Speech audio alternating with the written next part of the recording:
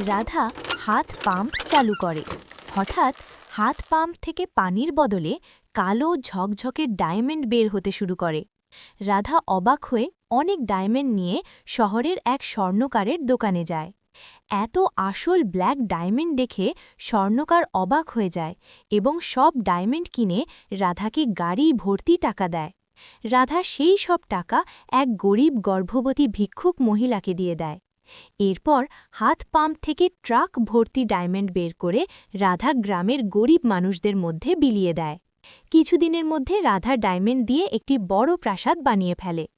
ধীরে ধীরে পুরো গ্রাম হাত পাম্প থেকে ডায়মন্ড বের করে নিজেদের ডায়মন্ডের বাড়ি বানাতে শুরু করে। গ্রামটি ডায়মন্ড সিটিতে পরিণত হয়। কিন্তু হঠাৎ দুই চোর এসে হাত পাম্পটি চুরি করে পালিয়ে যায়। ঠিক তখনই শ্রীকৃষ্ণ আবির্ভূত হন, চোরদের তাড়িয়ে হাত পাম্প ফিরিয়ে দেন। রাধা আনন্দে কাঁদতে থাকে। ভালো মানুষের পাশে সব সময় ভগবান থাকেন।